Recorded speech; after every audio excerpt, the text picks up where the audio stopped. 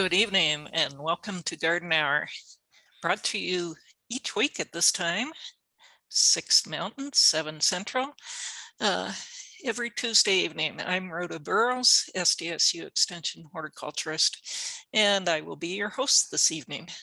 Tonight's panelists will include Adam Varenhorst, SDSU Extension Entomologist. And Adam, if you're able, what are you going to be talking about with us tonight?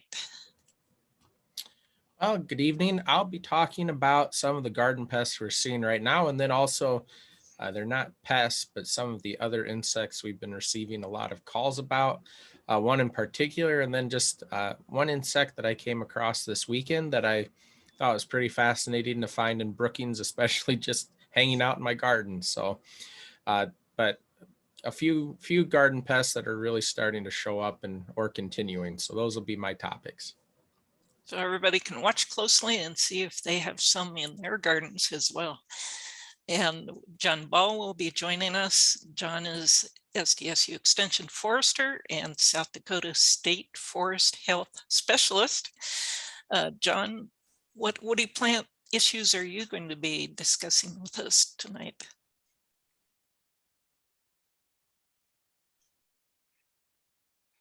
Well, I'm going to try to be discussing some problems with our drought, problems with chlorosis, and heck, we just got a whole bunch of problems. So I'll finish up tonight being rather pessimistic, but I will try to give you some solutions to the problems tonight as well.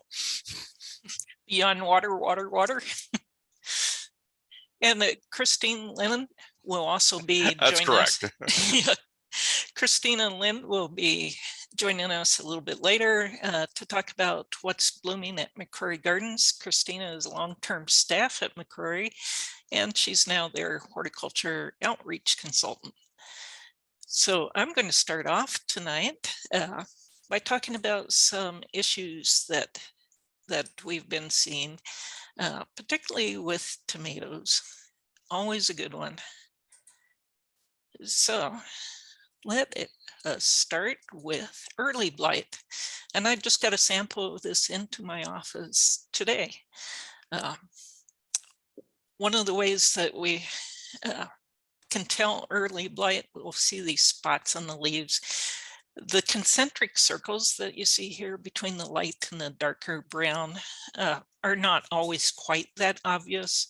But if you look around on the leaves, at some point you'll probably find one at least that looks that way, and then you know for pretty sure that you've got early blight. Early blight, despite the name, usually comes on during hot weather about this time of year on through August. And it often will start at the bottom of the plant and work its way up. If you catch it early, you might take off leaves like this. Anything that's below the tomato fruit, the plant really doesn't use to feed the fruit. So you can remove any of those leaves that are below that bottommost fruit. And that can help slow the progression of the disease anyway. This will overwinter in the foliage, in diseased foliage. So you want to be sure at the end of the season to remove all the plant material, especially if you've had a disease problem like this. Early blight can also affect the fruit.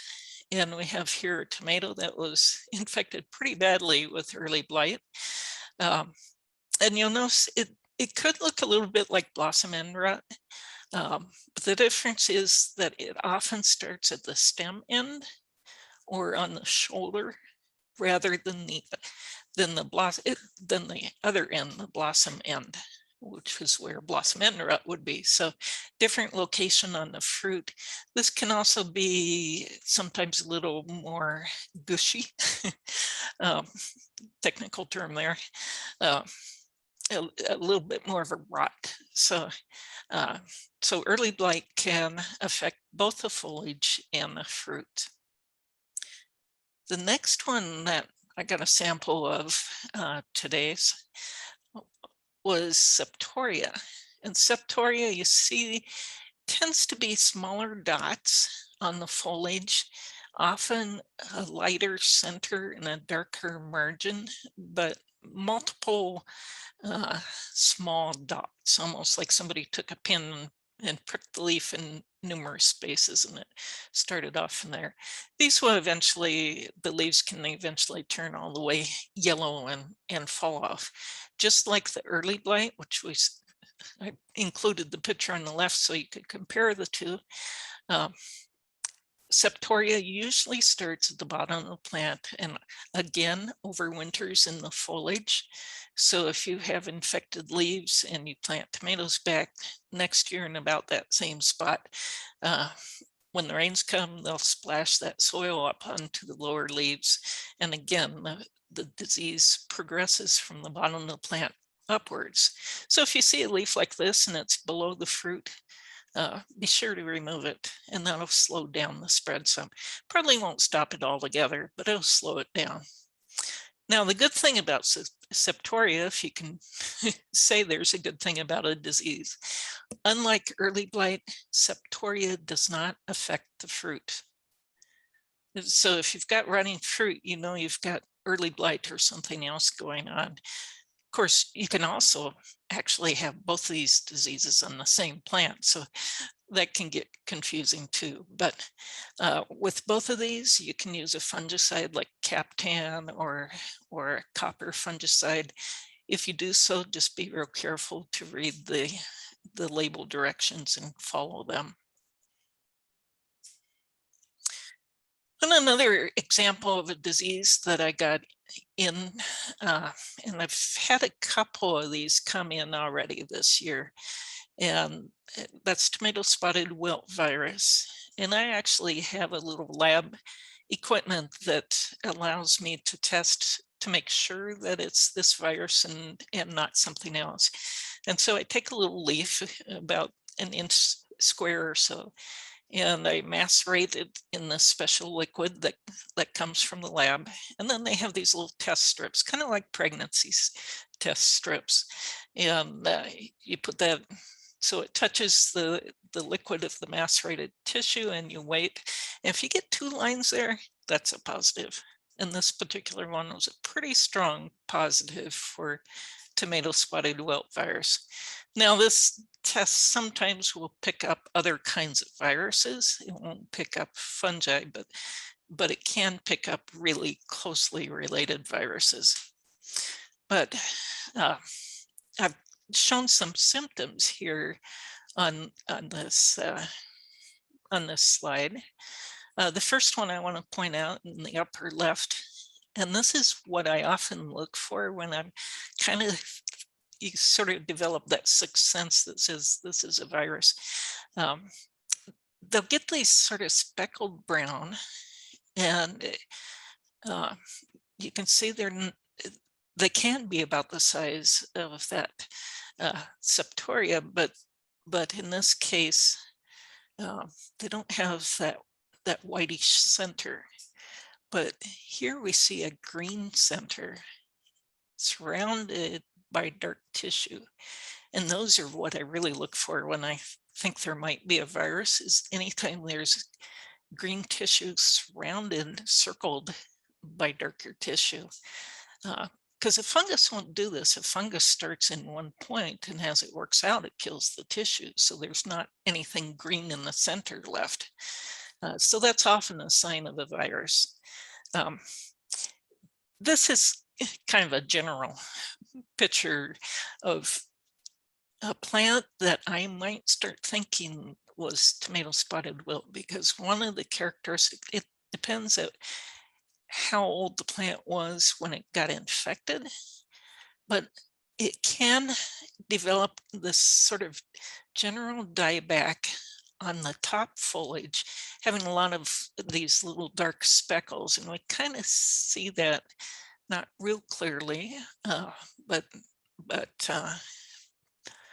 sort of that overall impression when you walk up to the plant.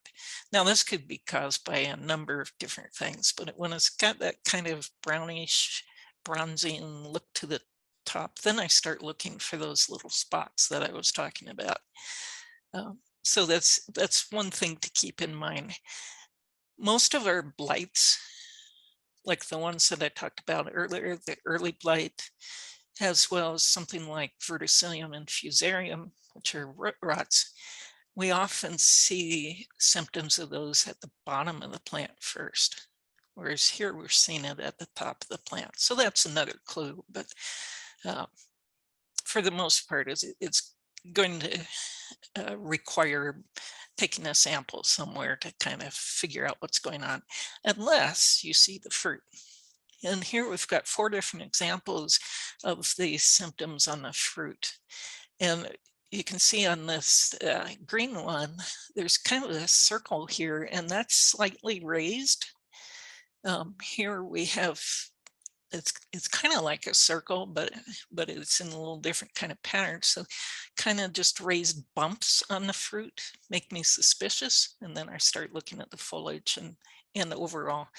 And then once it ripens, we'll probably have yellow around the outside of this bump. The inside may be red or yellow or maybe splotchy. But you see a fruit like this and you see those concentric pattern of semi-normal looking tissue versus something else going on. And that's kind of like with the spots on the leaves. Those are pretty dead giveaways for this virus. The fruit probably isn't going to be good enough quality to eat. I don't know that it would make you sick, but you may not find it to your liking. The normal flavors may not develop very well. This is spread by thrips, and thrips like it hot and dry. And especially if we have a hot, dry spring, thrips really get going. And then I see a lot of this. So I was kind of expecting to see it this year, and it is starting to show up now. And then one last one I want to talk about, and that's Aster Yellows, which is a disease that's caused by an organism that's somewhat between a bacteria and a virus. It's a very simple type of organism. And this has a very broad host range, as does, by the way, tomato spotted wilt virus can get on a number of different kinds of plants.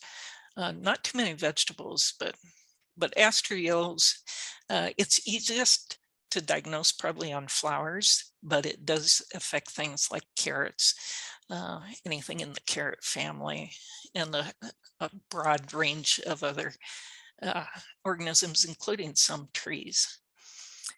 What it does that we notice most visibly with flowers, it can cause these green areas right in the middle of the flower, like the flower suddenly decided to send up maybe some tiny leaves in the middle of it. That's very characteristic of this disease. It just kind of screws up what's going on in the plant. As you can see, it also dwarfs the plant. So depending on the timing on when the plant was infected, if it's infected fairly early on, it will be a very small plant, may or may not flower, as we see here. Not a whole lot of flowers formed, and the flowers often are colored oddly or don't develop normal petals. You see a little bit of chlorosis, thus the name the yellows.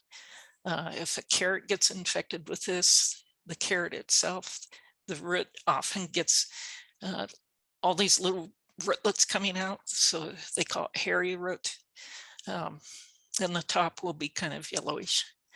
So again, this is one of those diseases that once it's in the plant, there's nothing to do but remove the plant so that the leaf hoppers don't get the disease and carry it on to other plants. And like I said, it has a very wide host range. So we want to try to eliminate any sources of infection when we can.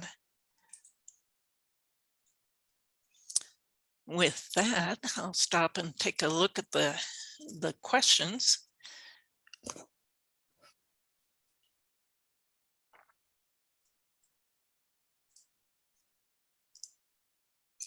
We have a question about tomatoes. I've always done fantastic.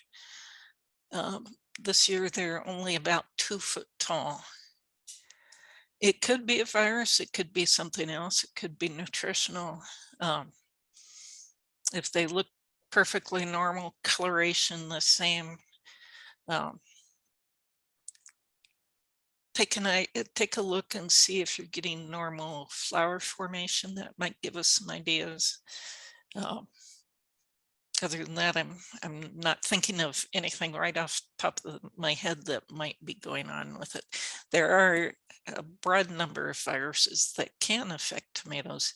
Most of them, you'll see some kind of malformation on the leaves or other kind of oddity that would make you say there's something going on here besides just not growing very well.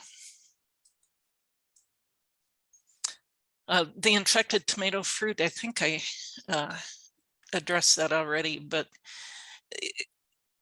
you're not going to get a virus from eating the fruit.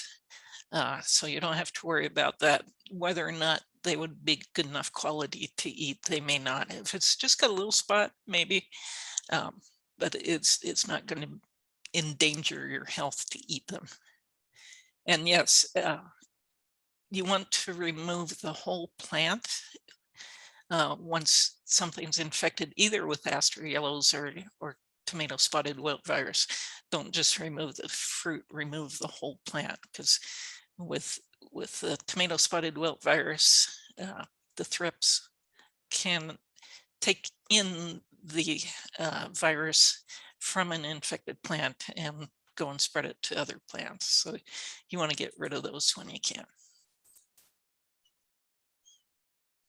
If you have early tomato blight, how many years should we wait to plant tomatoes again in that area? Usually with a lot of those blights, it's going to be take it out for 2 years and you should be okay in the 3rd year. Most of that inoculum will be broken down pretty quick in the soil. If the soil is moist and you've got lots of organic matter, there's lots of bacteria to break down that tissue and would decrease the spores. How big an area around the infected tomato? In that case, I would make sure that I'm taking out as much of the old plant tissue as I can. And, you know, if you can get it 6, 8, 10 foot away, that's going to be helpful. Some people can do that with their gardens, and some people may have just a small raised bed and do the best you can. But even beyond that, it's really helpful to have that either plastic mulch or a good organic mulch between the soil layer and the susceptible plant that you're planting into it. If you continue to have a lot of problems with blight, look for some resistant varieties, because they do have some resistant varieties now. You might have to mail order the seed.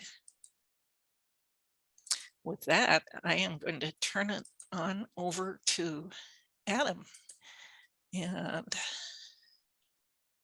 he's going to start with flea beetles, I guess. Yep. So, you know, we normally think of flea beetles as being an early season pest, but this year they continue to be an issue in gardens. And although they're not a major problem, one of the things they can do, especially on crops that we're harvesting the leaves of, such as things like kale, or even some of our crops, such as tomatoes, they can actually cause some additional issues because the leaf feeding can cause the lead other issues, or they'll actually feed on the fruit in some cases. That doesn't happen too often though. But flea beetles are really small. This picture is blown up. This was taken with a really good camera lens, and it's a little blurry, so that should give you an idea. These guys are small. And one of the things we do is we look for little holes on leaves when we're trying to scout for flea beetles, because they are very quick. We might be able to spot them on the leaf, but the easier thing to do is to look for the holes. And if we have a really bad infestation, a lot of times it's referred to as having a shotgun hole appearance. It looks like somebody took a shotgun and shot the leaves, and they'll be full of tiny holes. And that's a good indicator that you have flea beetles.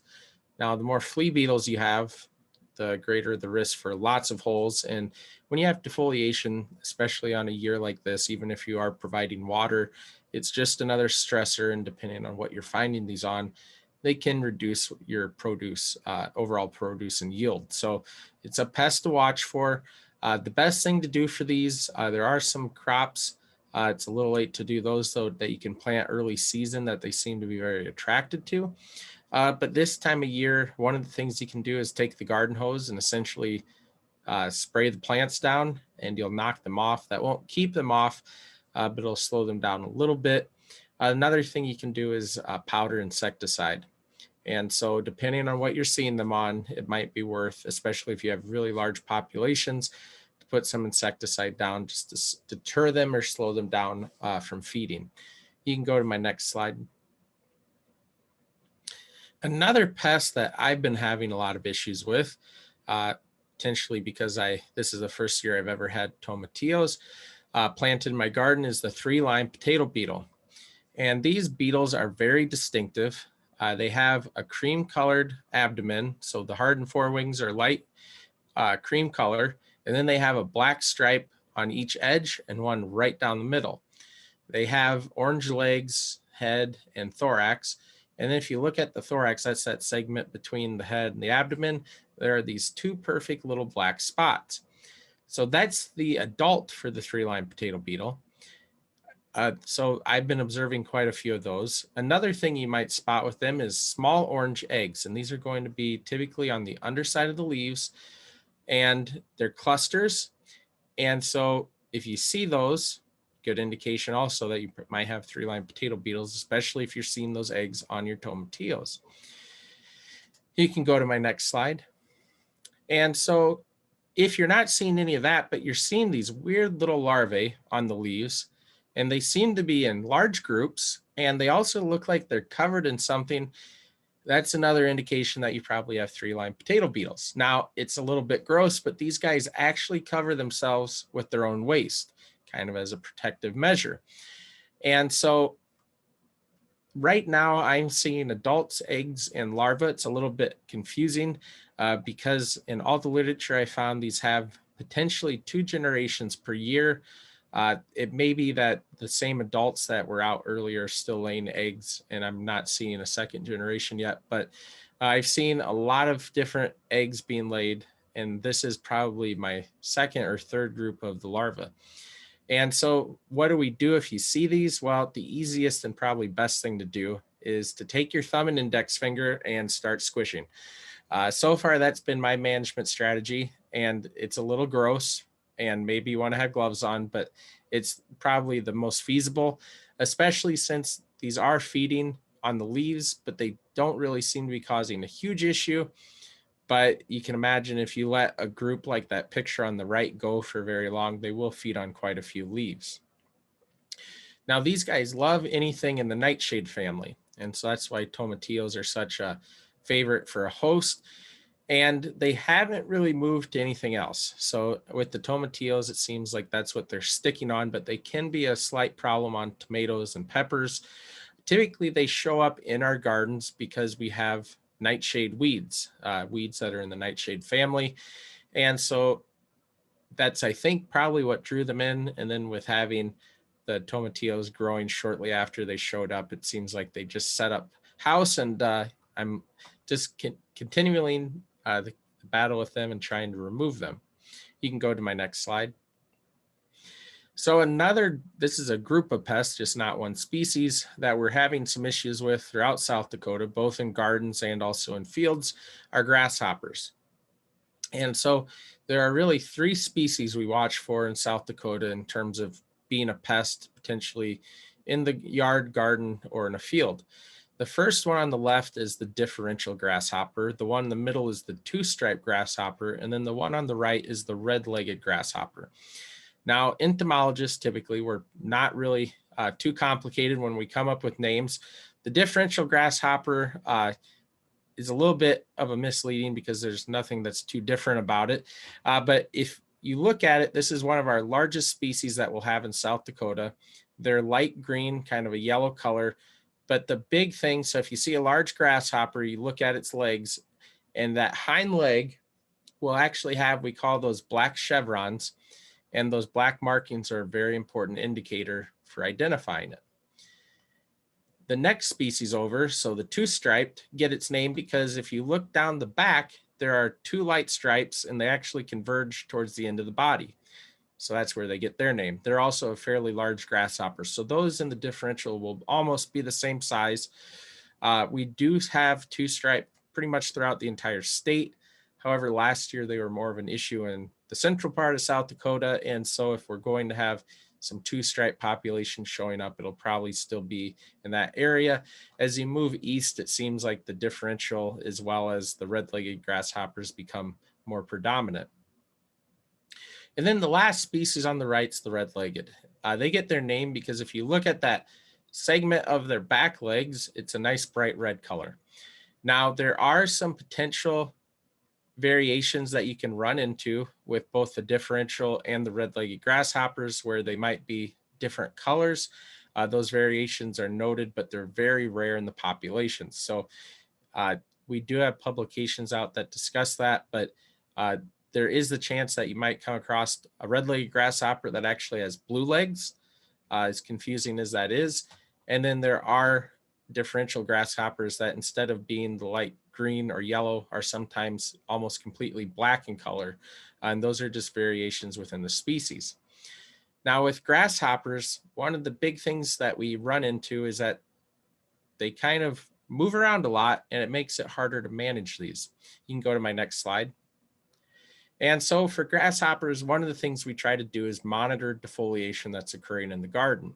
And because there probably can be some other pests present, it's important to look at the size of the holes. Grasshoppers will cause very large holes on the leaves. As we progress into the season, another thing with grasshoppers you have to watch for is if they're feeding on the produce itself. So the leaf defoliation is a little bit of an issue, but they will also move on, especially in green beans. They'll chew green beans up quite a bit. And so right now we're starting to see the adults really starting to show up in gardens and yards. There are still nymphs out in the populations though. If you have a very large population in your yard or your garden and you want to manage it, one of the things to consider is that trying to manage them while they're nymphs will actually be a lot easier than while they are adults because the adults are just much harder to kill. Another thing I put in here just as a reminder is a lot of the over-the-counter insecticides, the ones that you can go to the hardware store or one of our major chain stores and purchase, probably won't knock down adult grasshoppers very easily. We have trouble with our high concentration insecticides that we use in the field to kill some of these grasshopper species. So they are very tough. And so if you don't see a ton of feeding, one of the things you can do is kind of just monitor, or if you can catch them and kill them, that's another option. But a lot of things aren't going to work the best against a grasshopper. And another thing to note, and I've seen this happen time after time, is if you have a large grasshopper population, the next insect that will follow it the year after will be a blister beetle. And the issue with blister beetles, and maybe some people are already seeing these in their gardens, is that they can feed on garden crops as well. And they'll feed on leaves. I've had issues in the past where they've completely defoliated pepper plants. So it's something to watch for, but blister beetle larvae actually feed on grasshopper eggs. And then the beetles themselves are typically pollinators, but they'll also feed on the foliage of plants. And I don't have a slide in here for them, but they get their name blister beetle because if you grab them, they can bleed on reflex or wherever there's pressure, they can bleed. And their blood contains a chemical called cantharidin, which reacts with our skin and you'll get a blister. A lot of times if you go into the sun with that, it'll actually can get worse. But it's just something to really watch for. So if you see any blister beetles or you think you might, look them up before you grab them with your bare hands.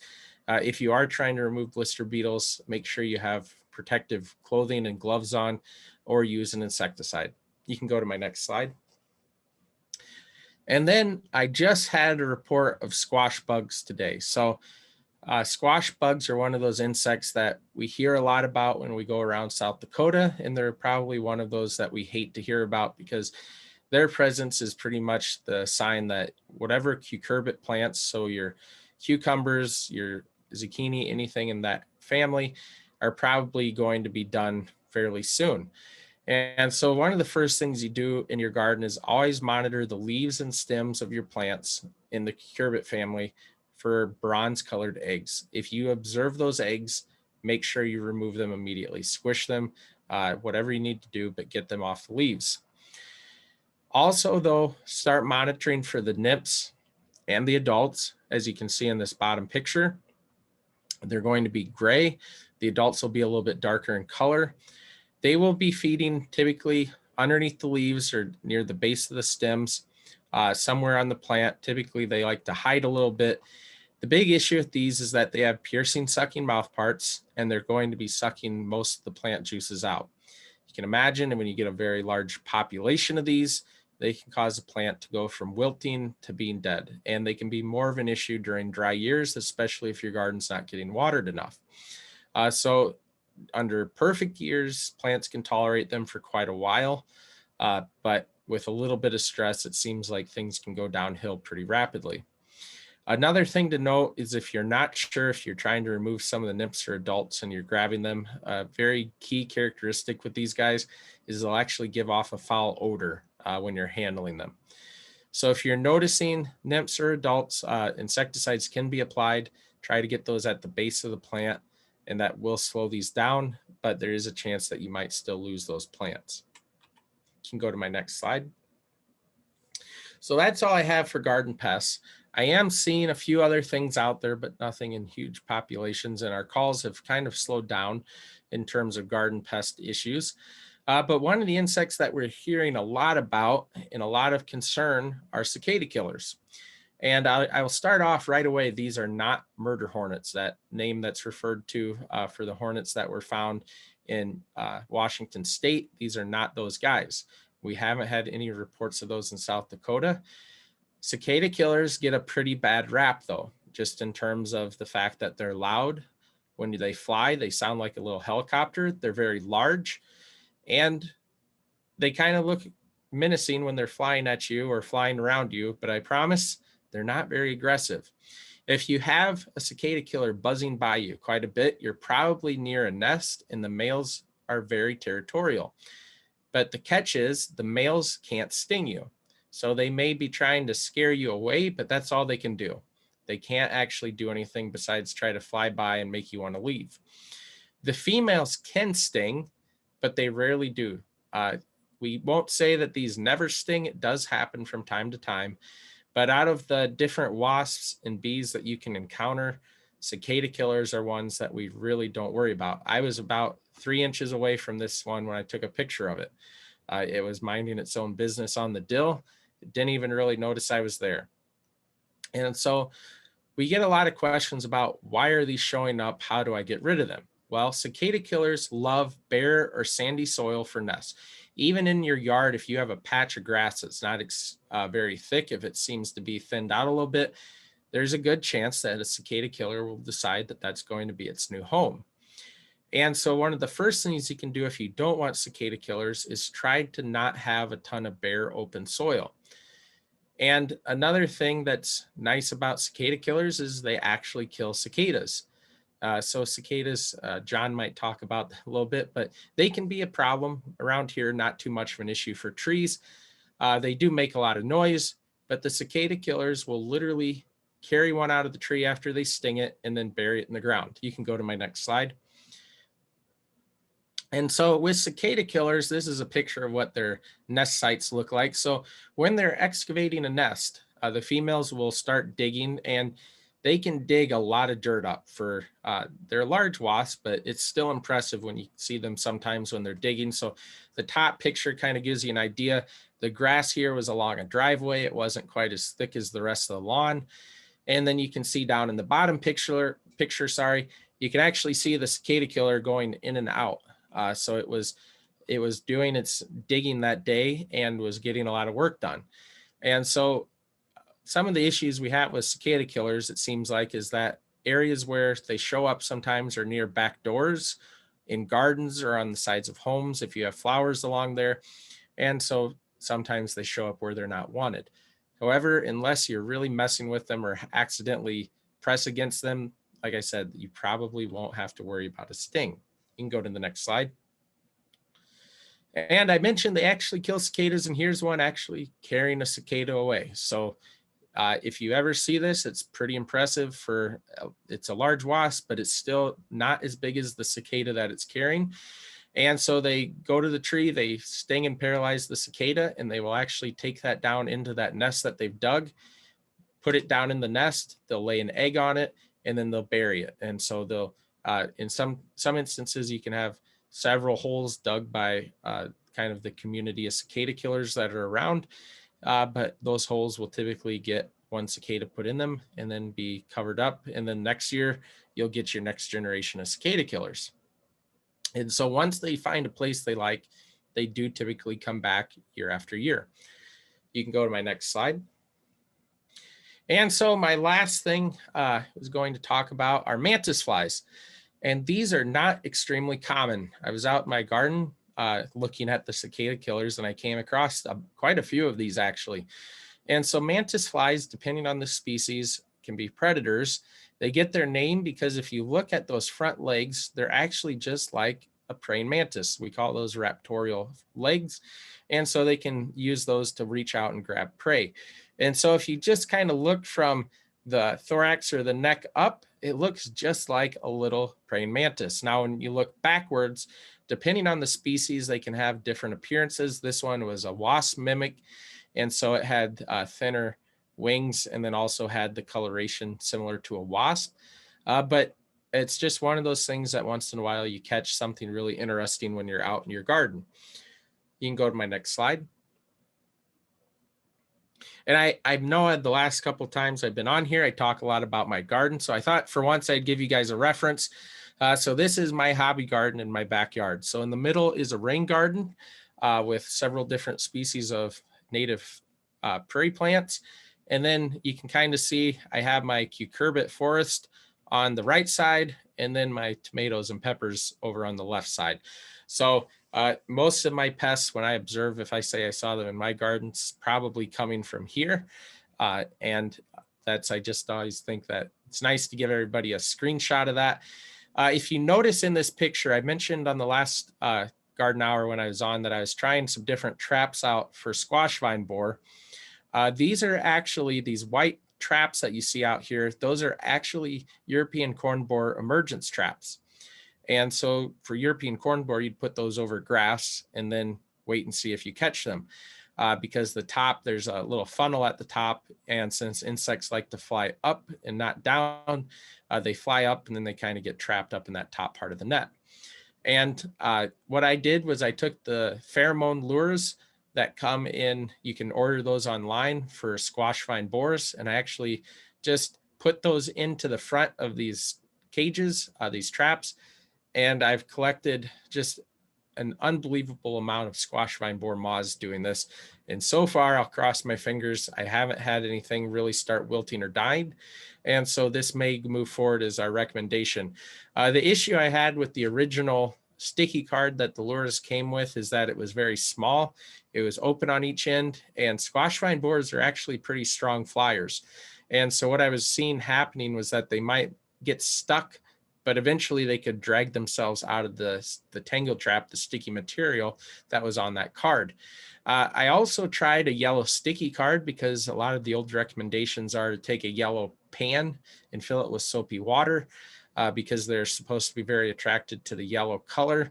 And so far, my yellow sticky cards have caught 0 squash vine borers. And so I don't know how attracted they are to the yellow versus just they're looking for the base of those plants. So I'll keep playing around with this, but so far, the modified European corn borer traps with the lures seem to be the best bet. The only catch is each one of these is about $100. Now there are cheaper options. You can look up the designs online and probably make one yourself very easily. But if you want to just order one from one of the websites online, it'll be around $100 per. And I probably have gone a little bit overkill, but I was curious if I could catch them in every single trap. And so far I have, and I've been averaging about 15 to 16 squash vine borer moths per trap per day. So to give you an idea how many are out there, I think I'm probably into the thousands for the number I've caught this year. So that's all I have for you guys. I see there's a few questions maybe. I think we'll just do one for now and come back as we have time. And that's, I like to use grass clippings for mulch in my garden. Is this contributing to earwig problems? So Nancy, that's a really good question. And there is the possibility that it is contributing, because one of the things earwigs like is damp, moist areas to hide in. And so if we think about, if depending on how thick your grass clipping mulch is, there's a chance that you have a layer in there that's probably nice and cool and wet, and that's probably contributing to the earwigs. Another thing with earwigs is they like any plants that gather moisture. So I've seen them on my cut plants, on milkweed. And so they'll kind of hang out wherever they can find a little bit of a cool place with moisture. But there is a chance. I typically recommend, even if we look at this picture in my background, those boards along the garden on the bottom, the landscaping timbers, even something like that, especially around a house or anything else, can actually be a nice habitat for earwigs, because they just want something that can provide them a little bit of protection and also keeps it a little bit more moist. So one of the things you might consider doing is going out and I don't know how large your garden is, but maybe use a rake to stir those clippings up periodically. So it won't keep the moisture as nice, but it also might prevent those earwigs from really hanging out as well. So that's all I have for that. Thank you, Adam. And we're going to turn our attention to something that's maybe less gross than insects, but the annual garden party. But I see actually we have an insect festival there too. So Christina, would you like to tell us what's going on? Hi, yes, I'm just here. I'll update you guys a little bit about McCrory Gardens, what's coming up. The garden party's the soonest, so that's coming up August 6th. It's really coming up soon. I'm really excited. So there'll be free admission that day on August 6th. Coffee, tours, a dedication of the garden party to Norm Evers, music, ice cream, and just a lot more going on that day. And yes, as she mentioned, there is an insect festival that we're planning for September 11 as well. So I look forward to sharing more details about that. But you can move on to my next slide. What time does the garden party start? So the coffee and that I think starts at about 10 in the morning. And so it's open all day starting 10 a.m. But the ice cream isn't until after the dedication at 6. So. So what's in bloom at McCrory Gardens now, these are just some of the highlights that I caught again this morning. I was out checking and getting some photos of some of the things that stood out to me, particularly today. One of them, the Rudbeckia, the black-eyed Susans. I think this one is actually the Goldstrom cultivar, but you can see they're just kind of shining and looking really lovely right now, as well as the echinaceas.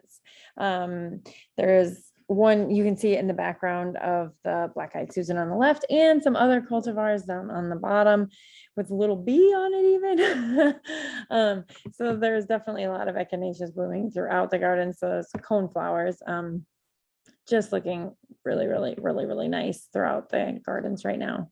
You can move on to my next one. So another one that has come into bloom is the Liatris, the blazing stars. So you can see that one is just such a unique, cool flower. And I always love when those come into bloom and just sort of add a different look, a different structure, a different texture to your garden, but they're all mixed in with some of those black-eyed Susans and echinaceas. And it's just that bed in particular up in behind the visitor center is just glowing with all kinds of color and life of all the different, insects that are visiting them right now. So that's another highlight blooming right now. And this one's the Liatris spicata, the kobold, but there's a lot of different Liatris species that are throughout the garden, and some that are even native to our area, and really nice a little more wildflowery look tall ones that we have that are going to be coming into bloom soon. They're a little bit later, but there are a couple others starting to bloom. So next slide, please. So the phlox, the tall garden phlox, it has been blooming for some time. So I didn't know if I'd share it because I took pictures of it, and I don't think shared it for probably the last several weeks. So I'm just really surprised that they were still shining and looking really beautiful. So this is one of them that I took this morning that I was just really wanted to share that because they still look so nice. And that's in the What's New garden. So those are some kind of new cultivars from Walter's garden that are blooming still. So you can go on to the next one. So another one that kind of has that nice sort of sunflower look to it is the Heliopsis, the fall sunflowers. They are also just kind of covered in blossoms right now. They're pretty tall, kind of a little more airy looking than some of the Rudbeckias are. But this one, but there's a couple different of my favorites. The Bleeding Hearts and Burning Hearts are both really, really nice cultivars. If you look for those or find those in the nursery, I really enjoy those ones. So you can go on to the next one. Globe thistles. I really love globe thistles, which is, people hear the name thistle and they're, oh, I don't know if I want to plant that, but they're just really a neat flower. We have just the regular globe thistle, and they're a really nice pollinator plant. They're in our butterfly garden, that one on the left side there, and you can see again all the echinaceas and things blooming in the back. And then there's some other newer cultivars like the Echinopsis banaticus, the like blue glow. And that one's a really nice, it has a very blue kind of color to it, and it opens in those little star shapes. So there's some really nice options for those too. On to the next one, please. And lastly, but definitely not least, the one that I really wanted to highlight is the daylilies. The daylily garden is just covered in blossoms. The whole garden is blooming right now. I probably took 10 or 15 pictures of daylilies, but these were the 3 that won and that I highlighted in this PowerPoint. So definitely come and check those out. There's definitely more than just the Stella de Oro, that yellow that you kind of see everywhere. There's so many options with the daylilies that are definitely worthy of attention. So yeah, those are just some of the things to see in the gardens. And then again, garden party coming soon and some of those other activities. So stay tuned to all of those upcoming activities, and always let us know if you have questions. Thank you, Christina. It's always a pleasure to get some beautiful flowers when we're in the midst sometimes of showing you creepy crawly bugs and diseases. So you make a nice refreshment in the middle. Yes, well, I love sharing them. So thank you all, guys, and take care. Thank you. And next up will be John Ball, who's going to talk to us about some trees. All right. Well, thank you, Rhoda. And just as I clipped on to remove the mute, it told me I had an unstable connection. So I'm hoping everybody can hear me still. What I'm showing you here is an Amarmachia. And I know I talked about that last time because I always like to give you an idea where we are in development. And by the way, we're ahead this year. We're at about 1,600 growing degree days. Normally, we're at about 1,350. And one way we're seeing that is the Amarmachias are in full bloom right now. Typically, this doesn't occur until the end of July. I've even seen it into August. But this last week, they were in complete bloom, and it's a wonderful tree. It's a small tree, about 20 some feet. Think of it as a summer blooming crabapple, if you will. And I wish more people would plant it. It's been used in our state for more than 100 years. But since it blooms in the summer and nobody shops at a garden center in the summer, they do in the spring, nobody ever sees it in bloom, so it gets passed by. But if you're looking for a small pest-free tree for your garden, even makes its own nitrogen, you might want to consider the Amarmachia. Well, on to my next slide, please. Well, the calls and the samples coming in right now. Today, when I was going through the samples that were sent into the lab, they're almost all of chlorotic trees. We're seeing a real problem with it this year, mainly because of the fact it's so dry. Chlorosis is due to the tree's inability to absorb a microelement. Now, it's either iron in the case of oaks or birch, or manganese in the case of maples, though I will say for some maples, it's manganese and iron. Sometimes you have to add both. If we have a dry year where the root system is somewhat reduced anyway, that just makes the problem even worse. That's why I like to see trees in a light mulch, several inches, maybe 4 inches, going out as far away as a trunk as we can. Might be a home for earwigs, but it also provides a cooler, moisture environment for the trees, and generally they do better. And this would also be a good time to remind everyone that if you're going to plant an oak other than our bur oak, or you're going to plant almost any maple except for a sugar maple and a Norway maple, and if you're going to plant a river birch, all those trees are susceptible to chlorosis. And unless you've done a soil test where your soil pH is lower than 7.3, in other words, neutral almost, you might want to avoid planting them and that way not have the problem at all. Rhoda said it right. Well, gee, we get to look at these beautiful pictures that Christina puts up, and then we get the bugs and the cruds from everybody else. So I've got to show you a crud. So the next slide. And this is what I'm seeing right now.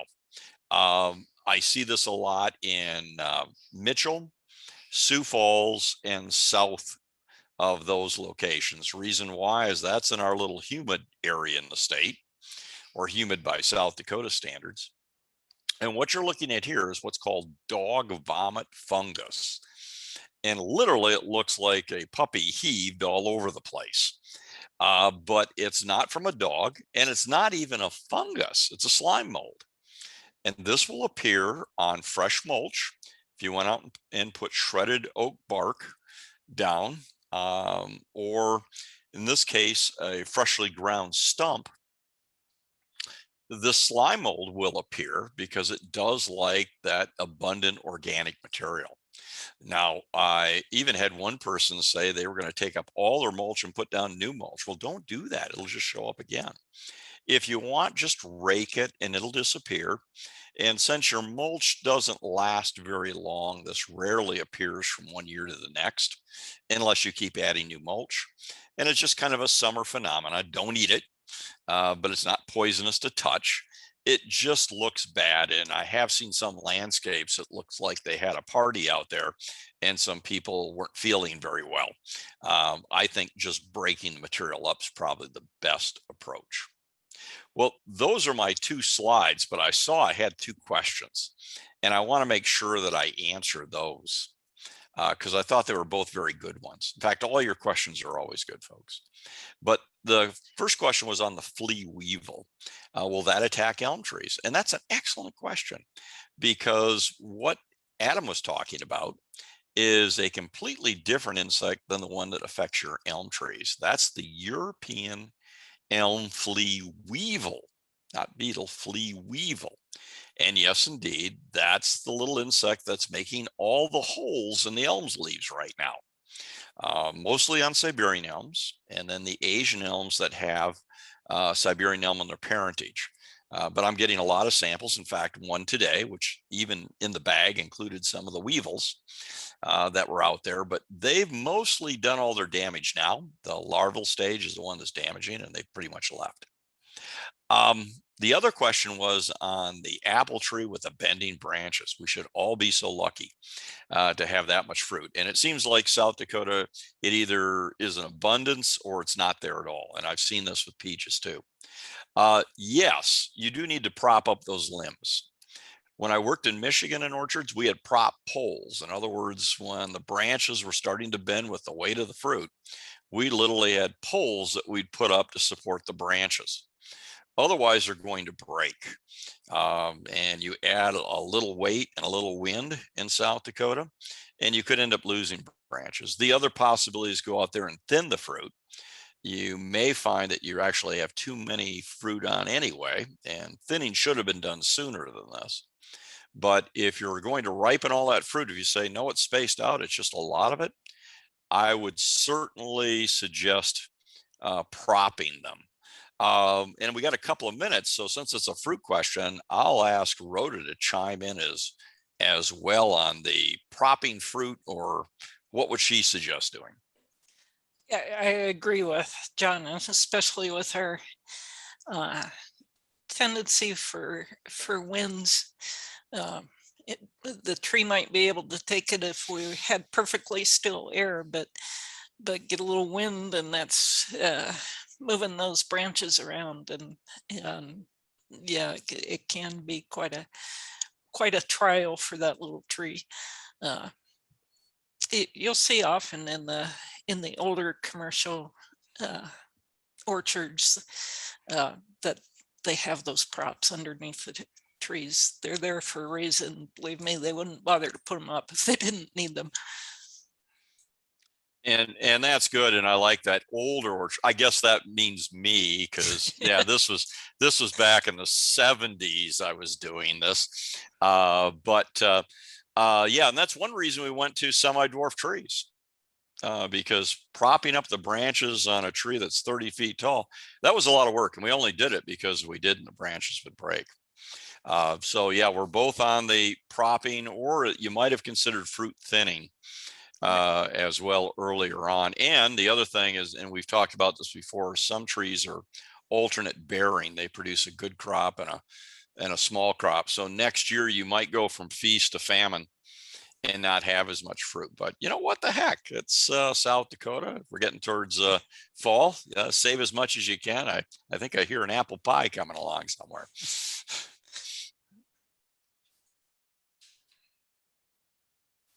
All right, it looks like we need to wrap it up here, and let me go back to my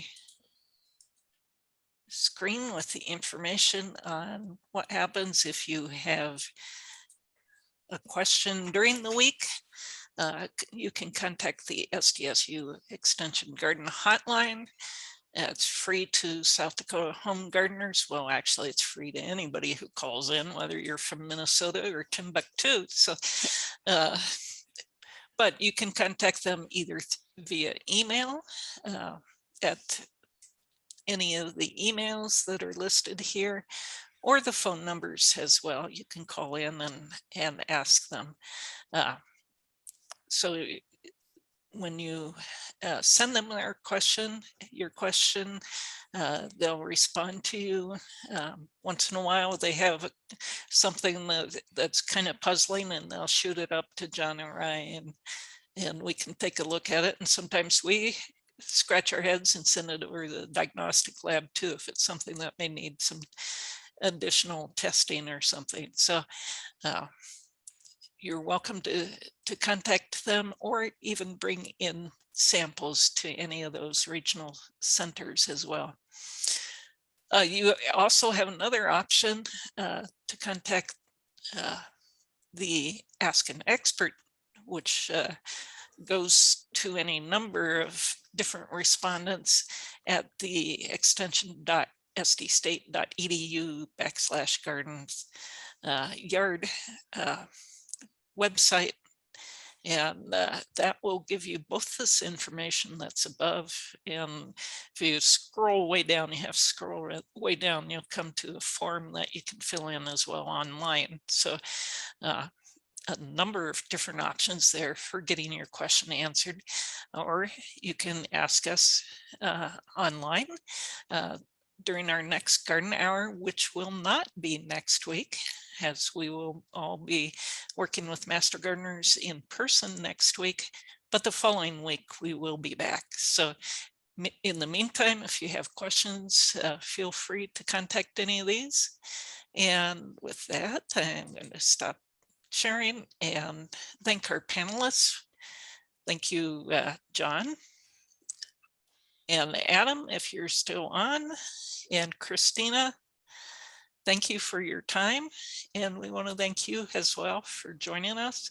Remember that if you're not able to join us, or maybe you forgot something we said, you can go on to our extension YouTube and find these recordings and can revisit any of the episodes. So lots of options for getting information. With that, we wish you a good week, a good 2 weeks actually, and encourage you to get over to McCrory Gardens and see some of those wonderful flowers. Yeah. All right. Thanks. Thanks.